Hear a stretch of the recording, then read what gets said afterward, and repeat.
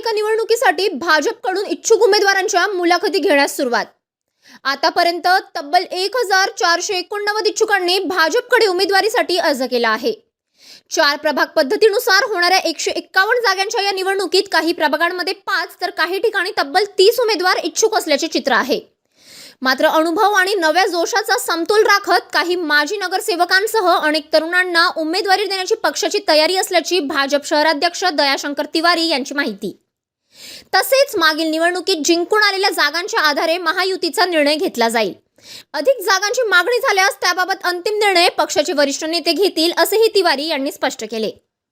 भारतीय सेनेचा शौर्य दिवस आहे। पाकिस्तानला हरवून आझाद भारतीय सेनाने विजय मिळवला होता आणि नवीन राष्ट्र जगाच्या नकाशावर बांगलादेशच्या नावाने आला होता। म्हणून विजया दिवसाच्या पुण्य पर्वावर विजयाची वाटचाल करण्याची सुरुवात आम्ही आजपासून केलेली आहे।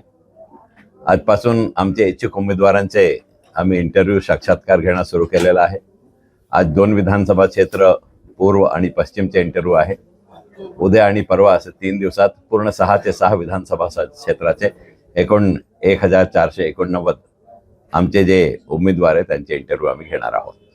भारतीय जनता पक्षाचे एकूण 3 सर्वेक्षण झालेले आहे। पहिल्या सर्वेक्षणामध्ये भाजपची शहरातील स्थिती काय, दुसऱ्या सर्वेक्षणमध्ये काही पक्ष न्यूट्रलाइज झालेले आहेत, त्याचा काय फायदा होणार आहे, काय नुकसान होणार आहे, फायदा कोणाला होणार आहे या दृष्टीने, आणि तिसरा म्हणजे आमचे उमेदवार कोण असायला पाहिजे या दृष्टीने एक सर्वे होणार आहे आणि त्याच्यातच विरोधी पक्षाचा कोण उमेदवार होऊ शकते हे सुद्धा त्या सर्वेचा आमचा एक भाग राहणार आहे आणि या दोघांच्या सामंजस्य साधून आम्ही उमेदवारीचा निर्णय घेणार आहोत। महायुतीबद्दल आमच्या नेतृत्वाने आम्हाला निर्देश दिला आहे की महायुती करायचीच आहे, त्या दृष्टीने आमची वाटचाल सुरू होणार आहे।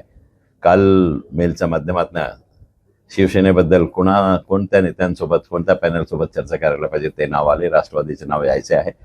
ते आल्याबरोबर आम्ही त्या दोघांसोबत बसून महायुतीबद्दल चर्चा करू आणि महायुती करण्याचा निर्देश पक्षश्रेष्ठींनी दिलाय, म्हणून त्याप्रमाणे आम्ही पुढील वाटचाल करू।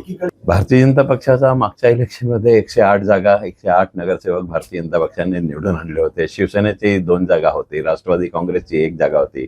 तेव्हा शिवसेना संयुक्त होती, राष्ट्रवादी संयुक्त होती। विधानसभेमध्ये युती करत असताना आम्ही एक निकष ठेवला की ज्याची जेवढी जागा आहे त्याचप्रमाणे युती आपण केली।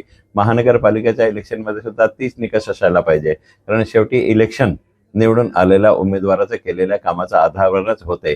या दृष्टीने त्याच निकषाप्रमाणे आम्ही इथे सुद्धा निर्णय घेण्याच्या दृष्टीने वाटचाल करू।